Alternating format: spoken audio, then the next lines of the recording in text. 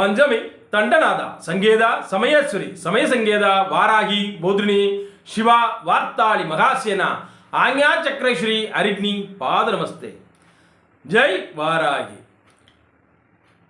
இந்த பராப வருடம் ஆடி மாதம் மீனராசி அன்பர்களுக்கு எப்படி இருக்கும்?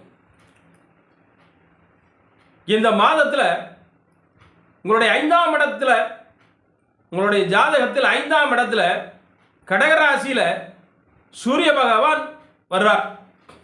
இந்த ஆடி மாதம் ஏற்கனவே குரு பகவான் அமர்ந்திருக்கிறார். அடுத்து புத பகவானும் வரப்போகிறார். புத பகவான், குரு பகவான், சூரிய பகவான், இந்த 3 பேர் 5ஆம் இடத்துல இருக்காங்க. பூர்வ புண்ணியஸ்தானம் என்று சொல்லக்கூடிய இந்த 5ஆம் இடத்துல இந்த 3 கிரகங்கள் அமர்ந்திருக்கும் போது நன்மை செய்யக்கூடிய அமைப்புகள் நிறைய இருக்கு. 3 பேர் 11ஆம் இடத்தை பார்வையிடுவாங்க. அப்ப இதனால் வர குழந்தைகள் விஷயத்தில் ஏதாவது ஒரு தடங்கல்கள் இருந்தாலும் இந்த நேரத்தில் நிவர்த்தி ஆயிடும். குழந்தைகளுக்காக ஒரு கல்வி கடன் பேங்க்ல போட்டிருக்கோம், இன்னும் கிடைக்கல அப்படின்றவங்களுக்கு அந்த கடன் கிடைக்கக்கூடிய ஒரு வாய்ப்பு உருவாகும். அடுத்து வாகனத்துக்காக ஏதாவது பேங்க்ல லோன் போட்டிருக்கோம் அப்படின்னு கிடைக்கக்கூடிய அளவுக்கு அந்த பணம் கிடைக்கக்கூடிய அமைப்பு உருவாகும். ரொம்ப நாள் ஆச்சு, யார்கிட்டயா கொடுத்த பணம் வரவே இல்லை, அந்த பணத்துக்கு விடையே தெரிய மாட்டேங்குது, ஃபோன் பண்ணால் எடுக்கவும் மாட்டேங்கிற, ஆளையே காணாம் அப்படின்னு சொல்லக்கூடிய அமைப்பு உள்ளவங்களுக்கு இந்த மாதம் ஒரு நல்ல பதில் கிடைக்கும். ஏதாவது ஒரு ரூபத்தில் ஒரு ஃபோன் மூலமாவது, ஒரு நபர் மூலமாவது உங்களுக்கு பணம் கொடுக்க வேண்டிய அந்த நபர் அங்கே இருக்கிறார், அங்கே போனால் பணம் வாங்கிக்கலாம் அப்படின்னு சொல்லக்கூடிய ஒரு அமைப்பு. அல்லது அவரே ஃபோன் செய்து, ஐயா இவ்வளோ நாள் தவணை கொடுங்க, நான் தர்றேன், என்னுடைய நிலைமை சரியில்லாமல் போச்சு அப்படின்னு சொல்லக்கூடிய ஒரு அமைப்பு. இப்படி நீங்கள் கொடுத்த பணத்துக்கு உண்டான விடை கிடைக்கக்கூடிய ஒரு மாதமாக அமையும். இறைவனோட அனுகிரகத்தால் உங்களுக்கு தொழில் ஸ்தானத்தில் ஒன்றும் பெரிய பாதகம் இருக்கக்கூடிய ஒரு வாய்ப்புகள் இல்லை. ஆனால் இந்த ஆடி மாதம் 16ஆம் தேதிக்கு பிறகு தொழிலில் கொஞ்சம் இடையூறு, அதாவது மருத்துவம், காவல்துறை, இந்த இராணுவம், இப்படி யூனிஃபார்ம் சீருடை அணிந்த பணியாளர்களுக்கு கொஞ்சம் பிரச்சனை. கொஞ்சம் ஏதாவது ஒரு மேலதிகாரிகள் மூலமாக கொஞ்சம் போட்டு வேலைகளை அதிகமாக்குவாங்க. ஏற்கனவே பழைய இருக்கிற அந்த கணக்கு வழக்குகளை எடுத்துடுவாங்க. அந்த பழைய பிரச்சனையை கிளறக்கூடிய ஒரு அமைப்பு. ஏற்கனவே போட்டுக்கிட்டு இருந்த அந்த ஃபைலை பூரா எங்கேயாவது காணாமல் சொல்லி தேடிக்கிட்டு இருப்பீங்க, அந்த மாதிரி தேடக்கூடிய ஒரு அமைப்பு. பழச பூரா தோண்டி எடுத்து விசாரிக்கக்கூடிய அமைப்பு. மறந்து போன விஷயங்களை நினைவுபடுத்தக்கூடிய ஒரு அமைப்பு. ஏதாவது இந்த ஜவுளி கடை வச்சிருக்கிறவங்க, வியாபாரம் சம்பந்தமாக பெரிய வணிக நிறுவனங்கள் வச்சுக்கிறவங்களுக்கு இந்த மாதம் ஆடிட்டிங் பார்க்கணும் அப்படின்னு சொல்லி வருவாங்க. கணக்கு வழக்கு சம்பந்தமாக சில தொந்தரவு, இந்த மாதிரி ஒரு அமைப்புகள் உருவாக்கக்கூடிய ஒரு வாய்ப்புகள்.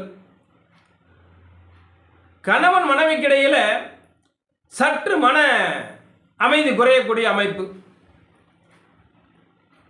ஏதாவது ஒரு தேவையில்லாத ஒரு வாக்குவாதம், அல்லது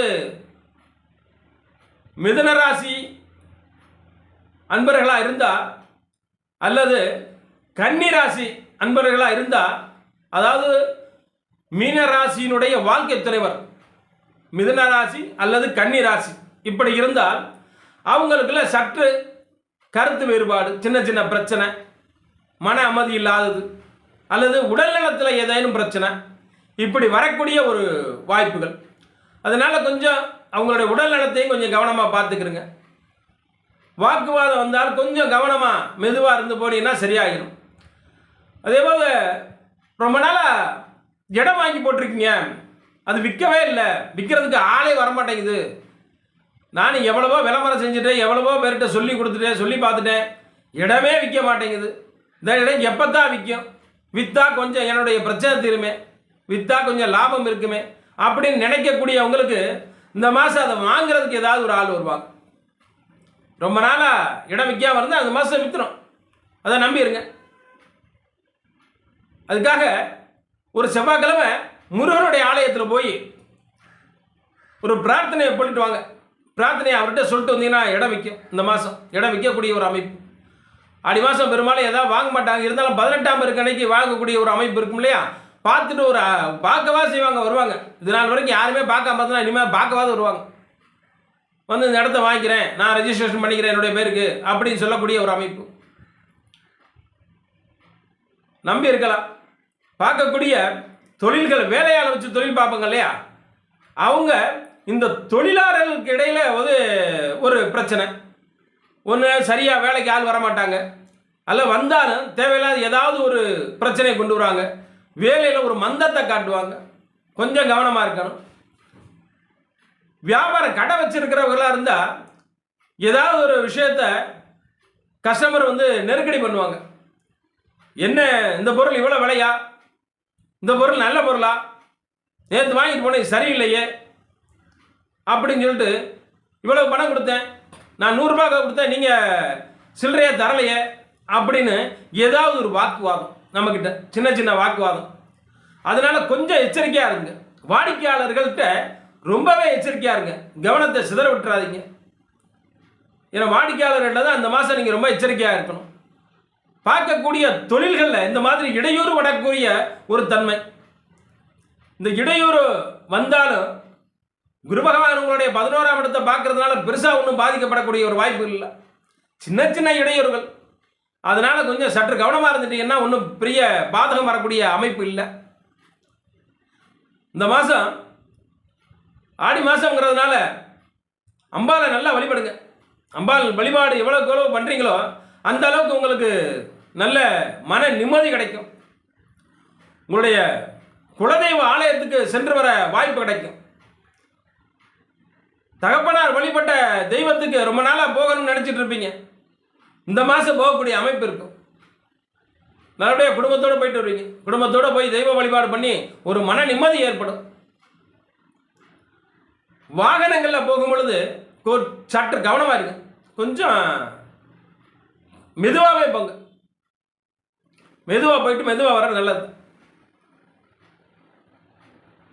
வாகனங்களை அடிக்கடி கொஞ்சம் செக் பண்ணிக்கிறேங்க. இந்த வேலை இருக்கா அந்த வேலை இருக்கா செக் பண்ணிக்கோங்க.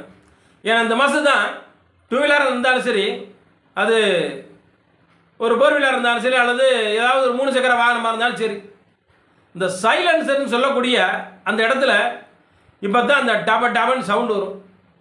இது நாள் வரைக்கும் நல்லா இருந்திருக்கும். திடீர்னு ஒரு ஓட்டை எங்கே இருந்துனா அது வச்சு தெரியாது. அதை சரி பண்ணுறதுக்கு படாத பாடுபடணும். அங்கே போகணும் இங்கே போகணும் அப்படின்னு ஒரு அலைச்சல். அந்த மாதிரி வாகனத்தில் இந்த மாதிரி ஒரு சின்ன பிரச்சனை. அதனால் அதை சரி பண்ணுறதுக்கு கூட பார்த்துக்குங்க.